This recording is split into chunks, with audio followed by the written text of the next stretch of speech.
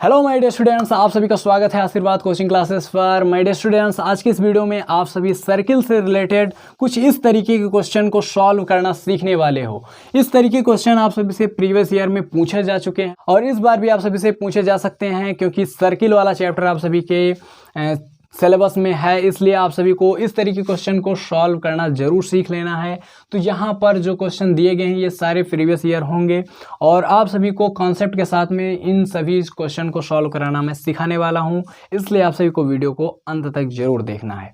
तो चलिए, मज़ा आने वाला है इस वीडियो में और इस तरीके के क्वेश्चन को सॉल्व करने में। तो चलिए सीखते हैं। सबसे पहला क्वेश्चन है जो प्रीवियस ईयर में आप सभी से पूछा गया है।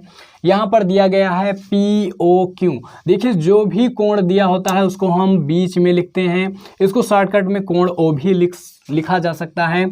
ठीक है, तो यहाँ पर POQ दिया गया है और हमसे पूछा है PTQ, यानी ये वाला कोण हमसे पूछा है कि यहाँ पर कौन सा कोण आएगा। तो इस चित्र में आप सभी को दिया है PT और PQ, ये दोनों स्पर्श रेखाएं हैं और यहाँ पर OP क्या है, ये वृत्त की त्रिज्या है और OQ भी वृत्त की त्रिज्या है। तो आप सभी जानते हो कि किसी भी वृत्त की त्रिज्या जो होती है स्पर्श रेखा पर लंब होती है, यानी कि यहाँ पर जो कोण बनाती है वो 90 डिग्री का बनाती है और यहाँ OQ भी एक त्रिज्या है तो यहाँ पर भी 90 डिग्री का कोण बनाएगी। अब देखिए, यहाँ पर आप सभी को ध्यान से देखना है। यहाँ पर आप सभी को भुजाएं गिननी है, कितनी भुजाएं हैं, एक भुजा, दो भुजा, तीन भुजा और चार भुजा। तो चार भुजाओं से घिरी हुई आकृति को हम चतुर्भुज कहते हैं और चतुर्भुज के चारों कोणों का योग होता है 360 डिग्री। ठीक है, तो यहाँ पर आप सभी को सभी कोणों को जोड़ लेना है और 360 में से घटा दोगे तो ये मिल जाएगा। तो 90 90 होता है 180।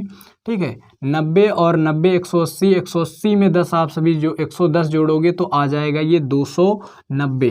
ठीक है, 290 को आप सभी को 360 में से माइनस करना है तो कितना आएगा, यहाँ पर आप सभी के सामने 70 डिग्री।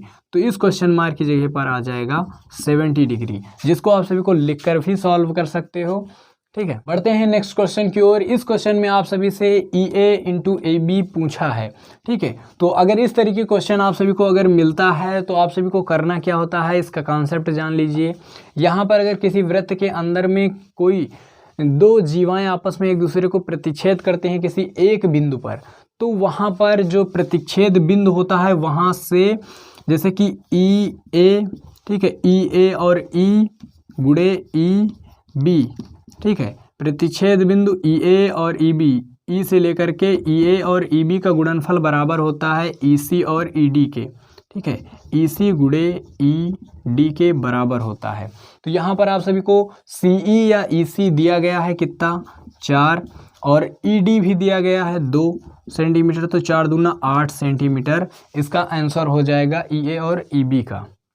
तीसरा क्वेश्चन आप सभी से पूछ रहा है ADC और दिया है BAC, कोण दिया गया है 30 डिग्री का, यानी BAC दिया गया है 30 डिग्री का और AD और C यानी कि ये वाला कोण आप सभी से पूछा है।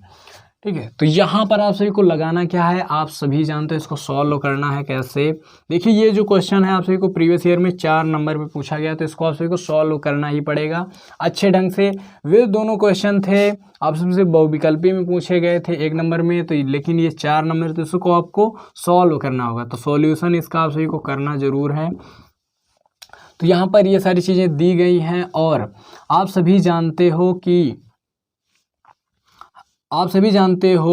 तो यहाँ पर आप सभी को लिखना है वी नो दैट, या हम जानते हैं कि, आप सभी क्या जानते हो,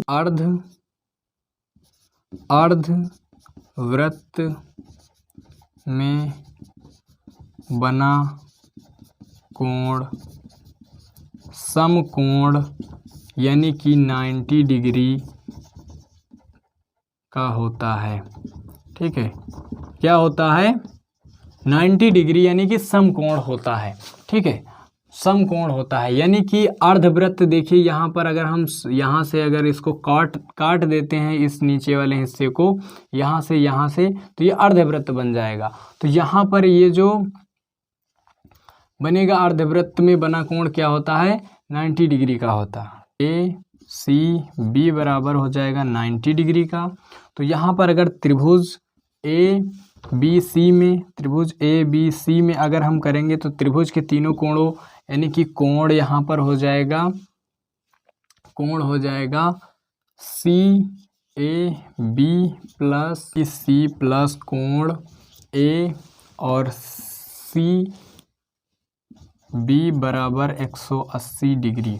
ठीक है, तो इसका सी ए बी का मान है यहाँ पर 30 डिग्री और ए बी सी का मान हमें निकालना है, ए बी सी का मान हमें निकालना है, ए सी बी का मान 90 डिग्री का है। ये हो जाएगा 180, तो 9 3 12 यानी कि यहाँ से घटेगा 120, तो हो जाएगा ए बी सी की वैल्यू 60 डिग्री। ठीक है, तो ये कोण आ जाएगा हमारा 60 डिग्री। जब ये कोण 60 आएगा तो ये देखिए वृत्त के सभी जो इसके शीर्ष हैं चतुर्भुज के, वे सभी कहाँ पर स्थित हैं, वृत्त पर स्थित हैं, कि ये बन गया चक्रीय चतुर्भुज। तो चक्रीय चतुर्भुज के आमने सामने के कोणों का योग होता है 180 डिग्री। ठीक है, तो चक्रीय चतुर्भुज होने के कारण आप सभी को बन जाएगा चक्रीय, ठीक है, चक्रीय चतुर्भुज, चतुर्भुज A B C D A. ठीक है, A B C D A क्या हो गया, एक चक्रीय चतुर्भुज हो गया। तो यहाँ पर चक्रीय चतुर्भुज होने के कारण यहाँ पर बन जाएगा कोण ए बी सी प्लस होना चाहिए आमने सामने का योग, यानी कि कोण ए डी सी बराबर 180 डिग्री।